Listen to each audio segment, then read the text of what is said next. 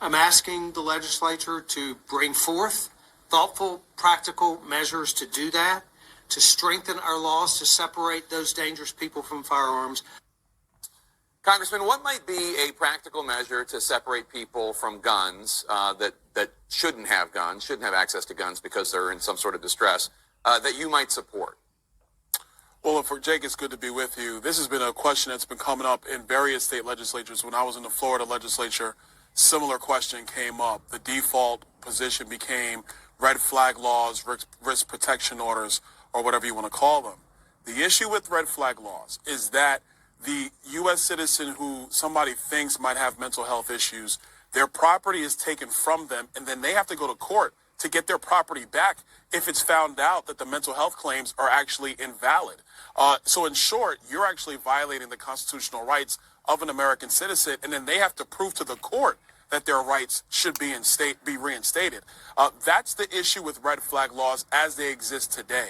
If you're going to talk about a different situation where you're saying if somebody in the family set or in the community set is talking about the mental health issues that exist, and then there is a procedure that goes through to attest to that, to figure that out, you go through a legal procedure around that, and then something's talked about firearms, that might be palatable. But the way red flag laws operate today violate the rights of American citizens. And at the end of the day, we are a nation of laws. We are a nation by the U.S. Constitution. Constitutional rights have to be protected at all times. So as you noted, you voted when you were in the Florida legislature against red flag laws or risk protection orders. That was in the wake of the Parkland school shooting. That was passed by the Republican-led legislature and signed by Republican Governor then Rick Scott. CNN's Leila Santiago, our reporter in Miami, she interviewed the Polk County Sheriff last year, a conservative Second Amendment guy. I want you to listen to what the sheriff had to say. Listen, I'm a strong Second Amendment guy. I'm a conservative. I believe risk protection orders work. He said they work. Leila went into the courtroom, and we saw individuals who had guns taken away from them on a temporary basis from the judge because they were in a time of distress. This conservative sheriff says that law saves lives. Look, Grady Judge is a great sheriff in our state, but on the implication about protecting constitutional rights, that's where he and I disagree. Like I said, if there is a process upon which people have to go and adjudicate their mental health first before their property is taken away from them, that's one thing, but that's not what risk protection orders do.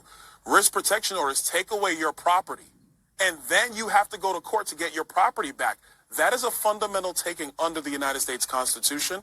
That's why I believe that the actual taking of property is unconstitutional, but that's something where even conservatives disagree. That's no disrespect to Grady Judge. That's my position, and that's my way of looking at the U.S. Constitution and the property of people who are citizens in our country who, until a tragedy occurs, they actually have not run afoul of the law. And so you have to adjudicate the mental health stuff first before you can go and take property. That's my point. That's my stance. I understand your point, but what about the constitutional rights of those 3 9-year-olds at Covenant School in Nashville, or the 3 faculty and staff members, or the 5